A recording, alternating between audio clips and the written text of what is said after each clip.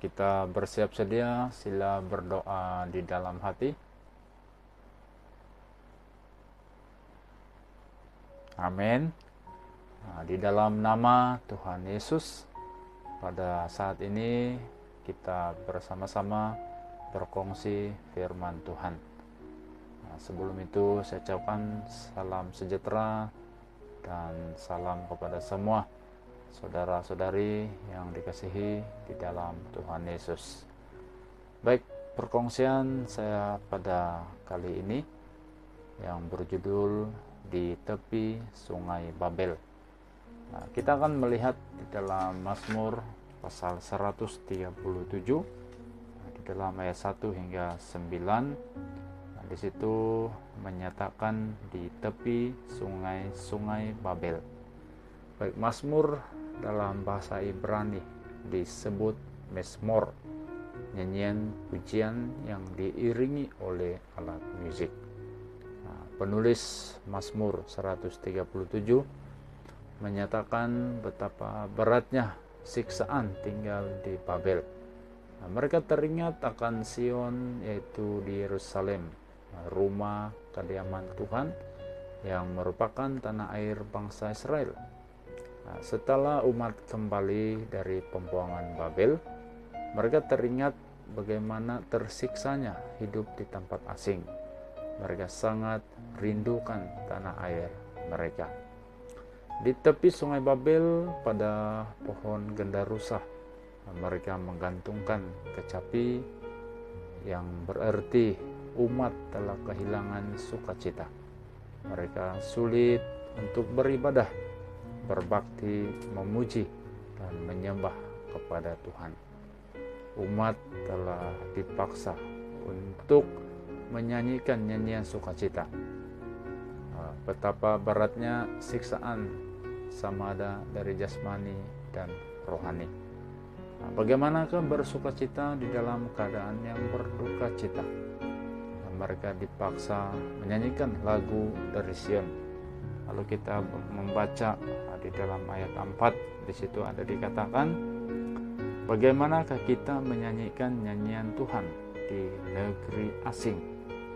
Di situ suatu gambaran perasaan yang dipaksa menyanyikan suatu nyanyian sukacita, padahal keadaan mereka adalah dalam keadaan yang berduka.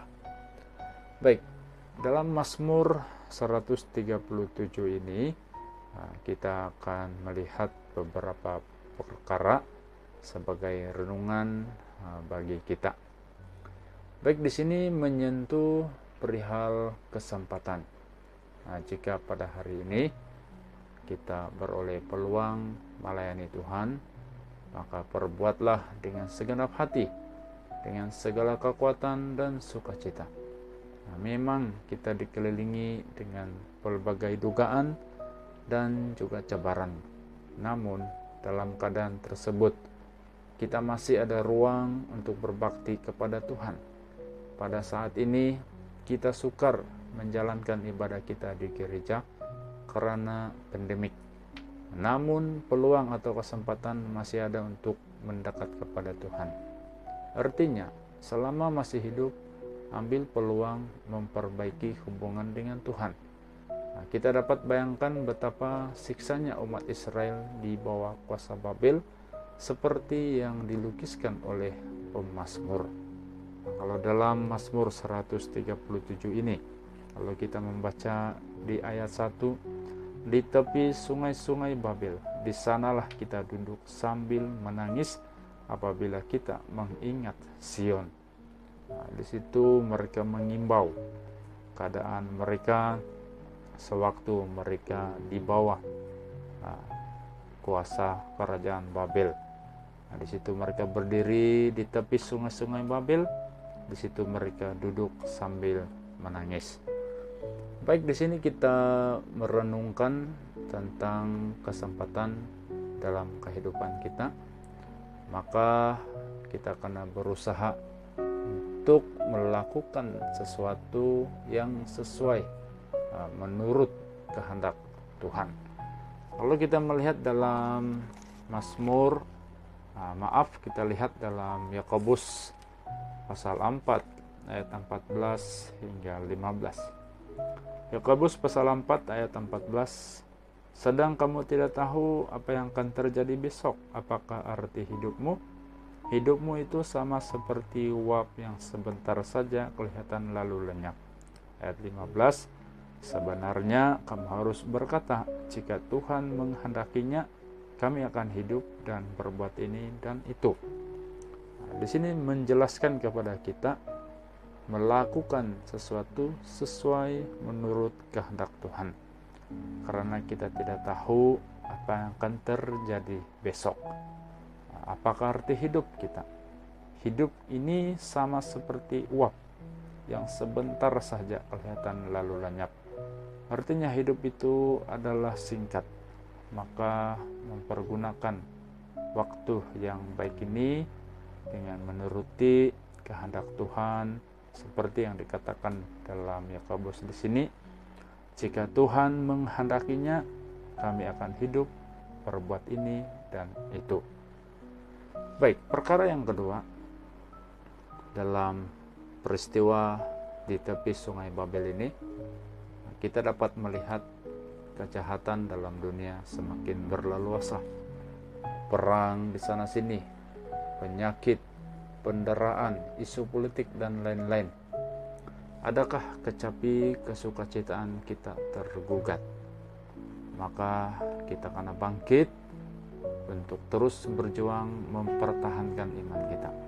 Jangan hanya duduk di tepi Sungai Babel, tetapi harus bangkit dan tinggalkan jalan kegelapan. Hidup kita biarlah dipimpin oleh iman. Orang beriman jalannya menuju kepada Kristus. Paulus berkata, bangunlah hai kamu yang tidur dan bangkitlah dari antara orang mati, dan Kristus akan bercahaya atas kamu. Kita boleh membacanya di dalam Efesus pasal 5 ayat 14. Kita lihat dalam Efesus pasal 5 ayat 14. Efesus pasal 5 ayat 14. Itulah sebabnya dikatakan, bangunlah hai kamu yang tidur dan bangkitlah dari antara orang mati, dan Kristus akan bercahaya atas kamu.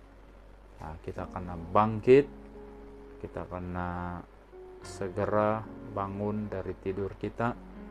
Kita bukan orang yang mati, tapi kita harus bangkit daripada kelalaian kita, supaya Kristus akan bercahaya atas kita. Baik, di sini suatu melihat kepada iman kita. Kita harus terus berjuang mempertahankan iman kita. Kadang-kadang iman kita itu pandai lemah. Bila kita tidak memperhatikannya, maka lama-kelamaan iman kita itu akan menjadi kendur dan kita akan hanyut, tidak lagi memperhatikan iman kita yang semula. Seperti yang dalam kitab Ibrani. Dalam Ibrani pasal 10 ayat 38. Ibrani pasal 10 ayat 38. Tetapi orangku yang benar akan hidup oleh iman, dan apabila ia mengundurkan diri, maka aku tidak berkenan kepadanya. Di sini memberitahu kepada kita, orangku yang benar akan hidup oleh iman. Kalau mengundurkan diri, Tuhan tidak lagi berkenan kepadanya. Justru perihal iman ini adalah suatu hal yang sangat penting di dalam kita menempuh liku-liku kehidupan kita, supaya kelak bila kita berjuang mempertahankan iman kita, kita adalah orang yang hidup di dalam Kristus Yesus. Dan perkara yang ketiga, daripada Mazmur 137 ini, kita harus menyadari bahwa hidup dalam kuasa dunia tidak ada damai sejahtera, hanya di rumah Sion. Artinya, kehidupan manusia jasmani, kehidupan di bawah kuasa dunia itu, kita lihat ini hanyalah yang sementara. Tetapi bila di rumah Sion, artinya di rumah Tuhan, adanya damai sejahtera dari Tuhan. Nah, di tepi sungai Babel, umat Israel merindukan tanah airnya. Nah, di dunia kita rindu tanah air surgawi, suatu tempat kediaman yang kekal, karena kewargaan kita adalah di dalam surga. Seperti kata Paulus dalam kitab Filipi pasal 3 ayat 20. Dalam Filipi pasal 3 ayat 20, karena kewargaan kita adalah di dalam surga, dan dari situ juga kita menantikan Tuhan Yesus Kristus sebagai juru selamat. Nah, kewargaan kita adalah di dalam surga. Nah, jadi kita harus menjadi warga surgawi. Inilah suatu tempat yang penuh dengan damai sejahtera, karena damai sejahtera milik Tuhan itu adalah sesuatu yang bersifat kekal.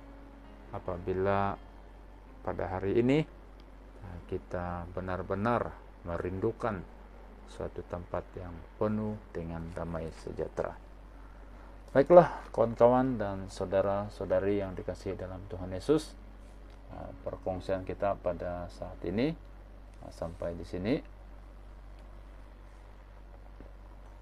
Sekali lagi kita berdoa di dalam hati. Amin.